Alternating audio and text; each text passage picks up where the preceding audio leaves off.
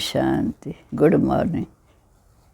आज हम सुनते हैं 24/8/23 के अनमोल मधुरमा वाक्य। बाबा कहते, मीठे बच्चे, अब ये बिचारी याद से ही तुम्हारी अवस्था चलाडोल बनेगी। पुरुषार्थ करो, एक बाप के सिवाय दूसरा कुछ भी याद ना आए। प्रश्न है, शिव बाबा कौन सी सर्विस करते हैं और तुम बच्चों को क्या करना है? संगम पर शिव बाबा सभी आत्माओं को कब्र से निकालते हैं, अर्थात आत्माएं जो देह अभिमान में आकर पतित बन गई हैं, उन्हें पति से पावन बनाने की सर्विस करते हैं। तुम बच्चे भी बाप के साथ साथ सबके शांति धाम सुख धाम का रास्ता बताने के लिए लाइट हाउस बनो। तुम्हारी एक आँख में मुक्ति और दूसरी आँख में जीवन मुक्ति हो। गीत है, किसने ये सब खेल रचाया। ओम शांति। ये वास्तव में भक्ति मार्ग का गीत है। कोई है ज़रूर जिसकी ये महिमा है। वास्तव में भक्ति मार्ग का गीत है। कोई है ज़रूर जिसकी ये महिमा है। बच्चे अच्छी रीति समझ सकते हैं कि ये बाप ही है जो सब कुछ करते हैं। करण करावन हार है। सिख लोग बहुत महिमा गाते हैं क्योंकि नया धर्म है। आज से 500 साल पहले स्थापन हुआ और ये है बहुत सिख लोग बहुत महिमा गाते हैं क्योंकि नया धर्म है। ये है बहुत पुराना धर्म, आदि सनातन देवी देवता धर्म। गाते हैं एक ओंकार सत्य नाम, एक निराकार शिव बाबा सत्य उसका नाम है। ओमकार भी बाबा ने बहुत अच्छी रीति समझाया है। बाप कहते, मैं परमात्मा परम धाम का रहने वाला हूँ। मैं पुनर्जन्म में नहीं आता हूँ, तुम पुनर्जन्म में आते हो। बाप बच्चों को बैठ अपना परिचय स्वयं देते हैं। वो कहते, मैं बच्चों के सामने प्रत्यक्ष होता हूँ। इन्हों को समझाया है, मैं हूँ परमपिता परमात्मा, जिसको तुम आत्माएं भक्ति मार्ग में याद करते हो। कहते हो ओ गॉड फादर, उनकी महिमा भी है कि वो पतित पावन है, रहम दिल है, लिबरेटर है। उनको गाइड भी कहते हैं। ये है पांडव सेना। शिव बाबा हमें मुक्ति जीवन मुक्ति की राह बताते हैं। गाते भी हैं ना, नैया मेरी पार लगा प्रभु। बराबर परमात्मा को खिवैया भी कहते हैं, बागबान भी कहते हैं। बराबर परमात्मा को खिवैया भी कहते हैं, बागबान भी कहते हैं। कहते हैं, तुम किस तरह मस्त थे, सज्जू त्रेता में बेपरवाह बादशाह थे। कितने वैभव थे। श्रीनाथ द्वारे में कितने वैभव खिलाते हैं। पक्की रसोई बनाते हैं और जगन्नाथ के मंदिर में दाल चावल बनाते हैं। वहाँ काले चित्र दिखाते। अब तुम सब आत्माएं काली हो। श्रीनाथ द्वारे में बहुत फर्स्ट क्लास चीज़ें बनती हैं। फिर श्रीनाथ को भोग लगाते, वह पुजारियों को मिलता है। फिर वह दुकान में बेचते हैं, उससे वो शरीर निर्वाह करते हैं। तुम बच्चे तो स्वर्ग के मालिक बनते हो। वहाँ जो वैभव तुम खाते हो वो दास दासियाँ भी खाती हैं। 36 प्रकार के वैभव बनते हैं। इतने तो खा नहीं सकेंगे तो वो दास दासियाँ खाती हैं, परंतु इसमें खुश नहीं होना चाहिए। राजधानी तो सारी बननी है। तुम वहाँ बहुत मौज में रहेंगे। वर्ल्ड ऑलमाइटी अथॉरिटी का स्थापन किया हुआ स्वर्ग का राज्य, वर्ल्ड ऑलमाइटी अथॉरिटी का स्थापन किया हुआ स्वर्ग का राज्य भाग तुम बच्चों, वर्ल्ड ऑलमाइटी अथॉरिटी का स्थापन किया हुआ स्वर्ग का राजभाग तुम बच्चों को मिलता है। कहते हैं ज्ञान, भक्ति और वैराग। जब ज्ञान आता है तो भक्ति से वैराग होता है। अब वैराग भी 2 प्रकार का होता है। सन्यासियों का हद का वैराग, घर बार छोड़ जाकर जंगल में बैठते हैं, फिर गुप्त मदद करते हैं। जैसे विनाश के लिए कहा जाता कि विनाश से स्वर्ग के गेट खुलते हैं, वैसे सन्यासी भी पवित्रता की मदद करते हैं। इसलिए ड्रामा में उनकी भी महिमा है। फिर ये ज्ञान भी प्रायलोप हो जाता है तो उनका हद का वैराग तुम्हारा बेहद का वैराग। तुम्हें बेहद का वैराग दिलाते हैं। ग्रस्त व्यवहार में रहते सिर बुद्धि से भूलना है। ये तो पुराना शरीर है, अब 84 जन्म पूरे हुए। देह से ही देह के सब धर्म, सब संबंधों को भूलना है। अपने को देह से ही देह के सब धर्म, सर्व संबंधों को भूलना है। अपने को देह समझना है। वह तो कह देते आत्मा निर्लेप है, कुछ भी खाओ पियो लेप छिप नहीं लगता। अनेक मत मतांतर हैं। कैसी रस्म रिवाज है। जैसे यहाँ कोई देव को महावीर कहते, महावीर फिर हनुमान को भी कहते हैं। वास्तव में तुम सब महावीर महावीरनियाँ हो जो माया पर जीत पाते हो, श्रीमत पर पुरुषार्थ करते हो।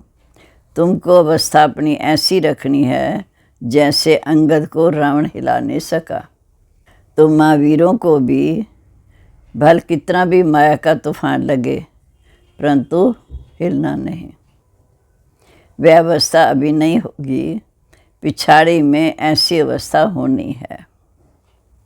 कितने भी विकल्पों के तूफान आए, लेकिन अवस्था अचल अडोल रखनी है, बाप पर निश्चय रखना है। अवे बिचारी याद रहे अर्थात और किसी की याद ना आए, इसमें मेहनत बहुत करनी है। पिछाड़ी में अचल अडोल बनेंगे। अचल घर तुम्हारा यादगार है, उसके ऊपर गुरु शिखर है। अभी तुम समझते हो कि ऊंचे तो ऊंचा शिव बाबा, वो है रचिता। फिर है ब्रह्मा विष्णु शंकर सूक्ष्म वतनवासी। फिर विष्णु को 4 भुजाएं क्यों देते? क्योंकि 2 भुजा लक्ष्मी 2 भुजा नारायण। इससे ये प्रवृत्ति मार्ग सिद्ध होता है। तुम्हारा है प्रवृत्ति मार्ग। ब्रह्मा द्वारा स्थापना कराते हैं शिव बाबा। ब्राह्मण धर्म में ऊंचते ऊंच, देवताओं से भी तुम ऊंच हो क्योंकि तुम सर्विस करते हो।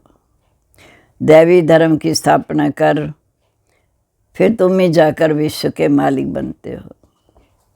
ऊंचे तो ऊंचा एक बाप अथवा महिमा लाइक एक शिव बाबा है। ऊंचे तो ऊंचा एक बाप अथवा महिमा लाइक एक शिव बाबा है, दूसरा न कोई। बर्थडे शिव बाबा का ही मुख्य है, बाकी तो कोई सर्विस नहीं करते। लक्ष्मी नारायण भी प्रारब्ध भोगते हैं। पहले पहले भक्ति भी शुरू होती एक शिव बाबा की, सोमनाथ का मंदिर बनता, वो है अव्यभिचारी भक्ति। अभी तो बिल्कुल व्यभिचारी बन गए, अनेकों को पूछते रहते। तुम शिव बाबा से लेकर सभी के ऑक्यूपेशन को जानते हो। अभी तुम प्रैक्टिकल में बाबा के सामने बैठे हो, जानते हो हम फिर से भारत को स्वर्ग बना रहे हैं बाप की श्रीमत पर। जो बनाते हैं वही जाकर स्वर्ग में राजभाग पाते हैं। फिर वहाँ लक्ष्मी नारायण की डिनास्टी चलती है, फिर राम सीता की। प्रारब्ध भोग पूरी की बस, तुम ही फिर सतयुग त्रेता प्रारब्ध भोगी, फिर तुम पूज्य से पुजारी बनते हो द्वापर युग से। 21 जन्म प्रारब्ध भोग पूरी की बस, फिर तुम ही पूज्य से पुजारी बनते हो द्वापर से कलयुग तक। तुम जानते हो कि भक्ति मार्ग में हम 63 जन्म लेते। अभी तुम ब्राह्मण हो, फिर ब्राह्मण से देवता, क्षत्रिय, वैश्य, शूद्र वर्णों में आएंगे। ये ड्रामा अनादि बना हुआ है। अभी तुम ब्राह्मण हो, फिर ब्राह्मण से देवता, क्षत्रिय, वैश्य, शूद्र वर्णों में आएंगे। ये ड्रामा अनादि बना हुआ है, कोई रोक नहीं सकता।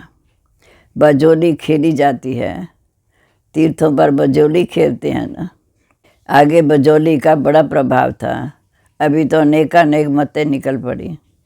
सिवाय एक बाप के और कोई भी मुक्ति, जीवन मुक्ति दे नहीं सकता। अब तुम्हारी एक आँख में मुक्ति, दूसरी आँख में जीवन मुक्ति। बुद्धि कहती है कि इस समय तुम लाइट हाउस हो, समय लाइट हाउस हो, तुम हो मनुष्यों को रास्ता दिखाने वाले लाइट हाउस। पहले पहले जाना स्वीट होम। अभी यहाँ से पहले पहले जाना स्वीट होम। अभी नाटक पूरा होना है, फिर सज्जू में आकर पाठ बजाएंगे, फिर सज्जू त्रेता प्रारब्ध खाएंगे, फिर वही गीता आदि निकलेगी। गीता का एक श्लोक उठाकर उसका अर्थ करते जाते हैं। गीता में तो है भगवानुवाच। गीता स्वयं भगवान ने सुनाई थी, परंतु समझते नहीं।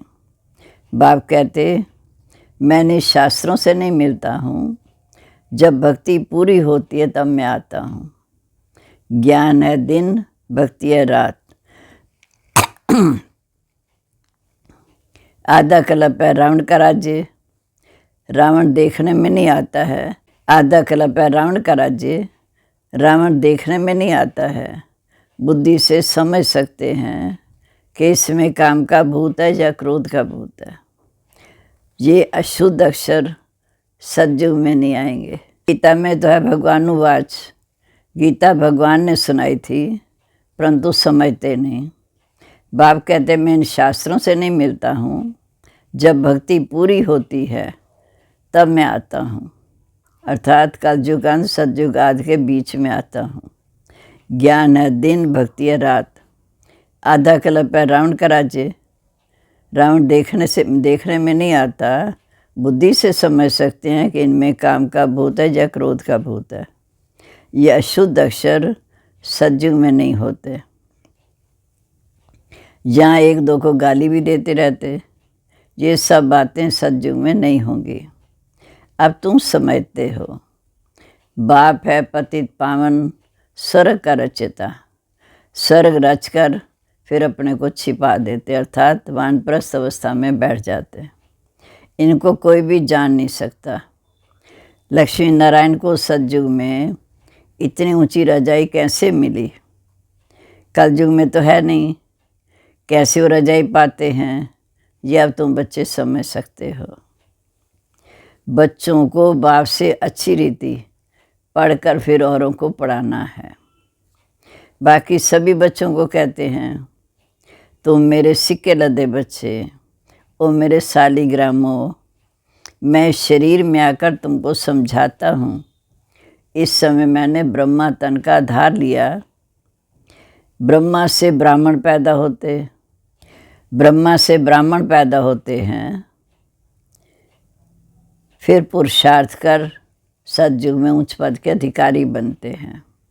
और कोई सत्संग में ऐसी कोई मना नहीं करते या मना करते हैं। क्यों? क्योंकि विष पर झगड़े होते। इसके लिए बाप कहते, ये विष अर्थात अपवित्रता, अपवित्रता, विकार, विष वाले झगड़े होते हैं। जिसके लिए बाप कहते, ये विष अर्थात विकार तुम्हें आत्मदन दुख देते हैं। ये है नंबर 1 दुश्मन। इस काम शत्रु को जीतो, जिसने तुम्हें आत्मदन दुख दिया है। इसलिए पुकारते हैं, हे पतित पावन आओ। जानते हम पतित हैं, तभी तो जाकर पावन के आगे माथा टेकते हैं। जो पावन देवी देवताओं के जड़ चित्र, उनके आगे जाके माथा टेकते हैं, क्योंकि उनमें पवित्रता की कशिश होती है। इसलिए उनका मर्तबा ऊंचा रखते हैं। वे ये भी समझते हैं, हमारे जैसा ऊंचा भारत में कोई है नहीं। वह भी समझते हैं, हमारे जैसा ऊंचा भारत में कोई है नहीं।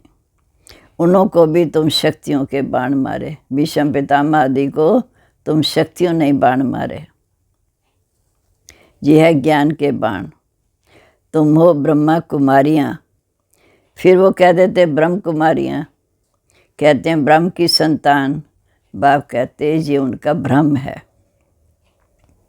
अब तुम्हारे पास सन्यासी लोग भी बहुत आते हैं, बड़े बड़े आदमी भी सन्यासियों के पास जाते हैं, बोलते हैं महात्मा जी चलिए हम आपको भोजन खिलाएंगे, बहुत उनकी खातिरी करते हैं। ये सब पवित्रता की कशिश है। तुम तो बिल्कुल साफ हो और तुम हो राज ऋषि। अभी तुम ऊपर से नीचे तक सब बातें समझ गए हो। अब तुम ऊपर से नीचे तक सब बातें समझ गए हो, जानते हो हम सो देवता लक्ष्मी नारायण बन प्रारब्ध भोगते हैं। आधा कल्प बाद जब और धर्म आते हैं तब लड़ाइयाँ आदि लगती हैं। ये भी सब ड्रामा में है। तो मूल वतन, सूक्ष्म वतन, स्थूल वतन, सृष्टि के आत्मदंत को जानकर मास्टर नॉलेजफुल बन गए हो। सृष्टि के आत्मदंत को जानकर मास्टर नॉलेजफुल बन गए हो। चक्र को भी जान लिया चक्रवर्ती राजा बनने के लिए। भारत में डबल सिरताज राजा रानी ये लक्ष्मी नारायण ही थे। सिंगल ताज वाले उनको नमन करते हैं। पवित्रता की ताकत थी। सतयुग में वाइसराय संपूर्ण निर्विकारी थे। गाते भी हैं कि आप सर्वगुण संपन्न 16 कला संपूर्ण निर्विकारी हो। ये क्यों गाते हैं? क्योंकि खुद पुजारी हैं। देवी देवताओं के आगे जाकर महिमा गाते हैं, आप सर्वगुण संपन्न 16 कला संपूर्ण निर्विकारी हो। देवी देवताओं के आगे जाकर गाते हैं, आप सर्वगुण संपूर्ण निर्विकारी हो। और अपने को कहते हैं हम नीच पापी हैं। जब हम पुजारी बनते हैं तो उनके आगे झुकते हैं, पूजा करते हैं। भारत पर ही सारा खेल है। डबल सिर ताज और सिंगल सिर ताज, अब यह 9 ताज। सतयुग में डबल सिर ताज, द्वापर से सिंगल ताज, अब कोई ताज नहीं। तुम सारे सृष्टि चक्र को समझ गए हो। क्रिएटर, डायरेक्टर, मुख्य एक्टर कौन है अभी जानते हो, वो शिव बाबा है। फिर तुम देवता बन जाएंगे। माया की जो कीचड़ लगी है वह धोई जाती है। तो बाप कहते मैं धोबी भी हूँ और बड़े ते बड़ा सुनार भी हूँ। तुम्हारे जेवर को अब भट्ठी में डालते हैं, तब तुम सच्चा जेवर बन जाएंगे। बाप बैरिस्टर भी है। तुमको 5 विकारों की जेल से छुड़ाते हैं, लिबरेट करते हैं। तुम रावण की जेल में हो। जेल से छुड़ाने के लिए वकालत भी सिखाते हैं कि अपने को आत्मा समझ मुझे याद करो। बाप कहते मैं अपना कार्य कर तुमको राजभाग देकर फिर मैं शांति धाम बैठ जाऊंगा, गुम हो जाऊंगा और तुम सुखी बन जाओगे। सतयुग में तुम राजधानी ले लेंगे और मैं वानप्रस्थ अवस्था में जाऊंगा। अच्छा, फिर बाबा पूछते हैं सबसे भाग्यशाली कौन है? बाप कहते कन्याएं भाग्यशाली हैं। बाबा कहते मैं तो अपना फर्ज पालन करता हूँ। तुम पति दुखी हो, पुकारते हो, तो बाप का फर्ज है बच्चों को मुक्ति, जीवन मुक्ति देना। ऐसा मुक्ति दाता और कोई है नहीं। तुम बच्चे बाबा बाबा कहते रहते हो। मनुष्य थोड़ी इस राज को समझेंगे। वह समझेंगे शायद इस बाबा को याद करते हैं, ब्रह्मा बाबा को याद करते हैं। तुम बच्चे जानते हो अनेक बार हमें शिव बाबा ने सड़क का मालिक बनाया। तुम बच्चे जानते हो अनेक बार बाबा ने हमें स्वर्ग का मालिक बनाया। वो है ईश्वरी जन्म। बाप कहते सिर्फ तुम एक मुझे याद करो, शिव बाबा को याद करो, इसी में ही मेहनत है। अच्छा, मीठे मीठे सिक्के लदे बच्चों प्रेत माता पिता बाप दादा का याद प्यार गुड मॉर्निंग। रूहानी बाप की रूहानी बच्चों को नमस्ते। हम रूहानी बच्चों की रूहानी बाप दादा को नमस्ते। नमस्ते बाबा, गुड मॉर्निंग। शुक्रिया बाबा, शुक्रिया। आप सर्व संबंधों से हमारी पालना करते, सहयोग देते। अब धारणा के लिए मुख्य सार। पहली पॉइंट, बाप से अच्छी रीति पढ़कर औरों को पढ़ाना है। लाइट हाउस बन सबको मुक्ति, जीवन मुक्ति की राह दिखानी है। दूसरा, एक बाप की अबे विचारी याद से अपनी अवस्था एक रस अचल अडोल बनानी है। एक बाप की अबे विचारी याद से अपनी अवस्था अचल अडोल बनानी है, महावीर बनना है। अब आज का वरदान। आज सतगुरुवार प्यारे बाबा का वरदानी हाथ सिर पे अनुभव करते हुए हम ये वरदान धारण करेंगे। अलौकिक रीति की लेन देन द्वारा सदा विशेषता संपन्न बनने वाले फ्राक दिल भव। अलौकिक रीति की लेन देन द्वारा सदा विशेषता संपन्न बनने वाले फ्राक दिल भव। जैसे किसी मेले में जाते हो, पैसा देते और कोई चीज़ लेते हो, लेने से पहले देना होता। इस रूहानी मेले में भी बाप से अथवा एक दो से कुछ न कुछ लेते हो, अर्थात स्वयं में धारण करते हो। जब कोई गुण अथवा विशेषता धारण करेंगे तो साधारणता स्वतः खत्म हो जाएगी। को धारण करने से कमज़ोरी स्वतः समाप्त हो जाएगी। यही देना हो जाता। हर सेकंड ऐसी लेन देन करने से फ्राक दिल बनो तो विशेषताओं से संपन्न बन जाएंगे। हर एक के गुण देखो, विशेषता देखो। स्लोगन है, अपनी विशेषताओं का प्रयोग करो तो हर कदम में प्रगति का अनुभव होगा, उन्नति का। अपनी विशेषताओं का प्रयोग करो तो हर कदम में प्रगति का अनुभव होगा। ओम शांति।